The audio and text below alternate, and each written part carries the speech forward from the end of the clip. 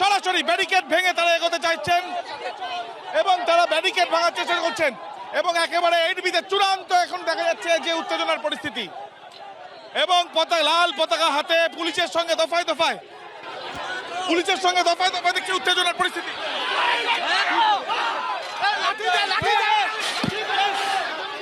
দেখতে পাচ্ছি পুলিশ আটকানোর চেষ্টা করছে ব্যারিকেড এবং ব্যারিকেড ভেঙে এগোনোর চেষ্টা।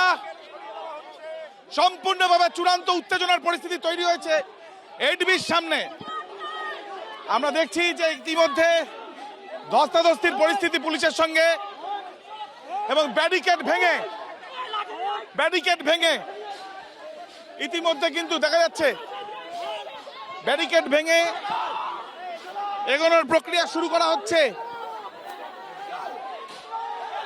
এবং ইতিমধ্যে ব্যাপক উত্তেজনার পরিস্থিতি তৈরি হয়েছে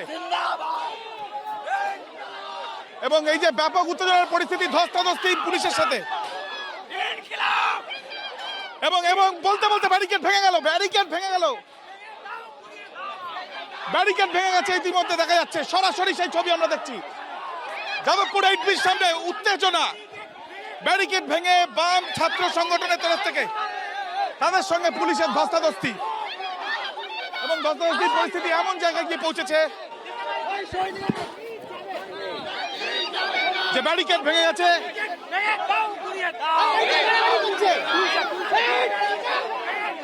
ওদেরকে আটকাতে পারছেন না কেন?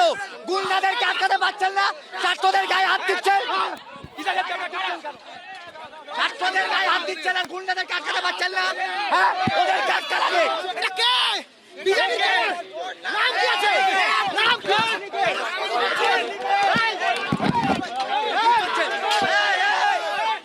দফায় দফায় উত্তেজনার পরিস্থিতি এখানে পুলিশের সঙ্গে ব্যাপক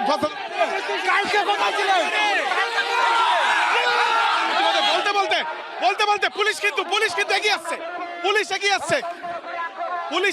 আমরা দেখছি পুলিশ এগিয়ে আসছে।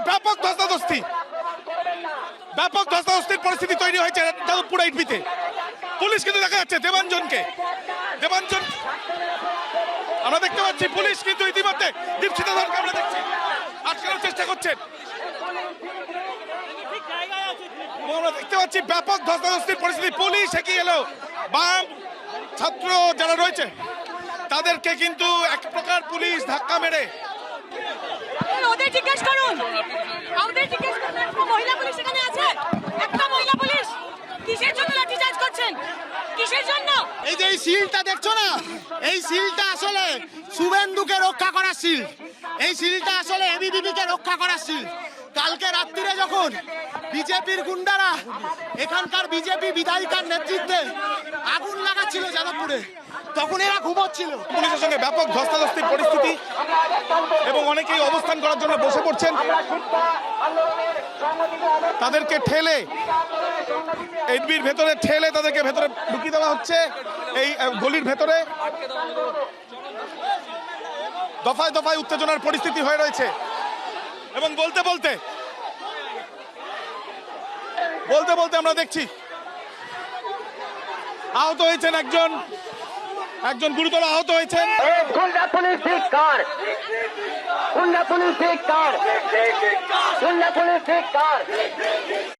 এবিপি আনন্দ এগিয়ে থাকে, এগিয়ে রাখে।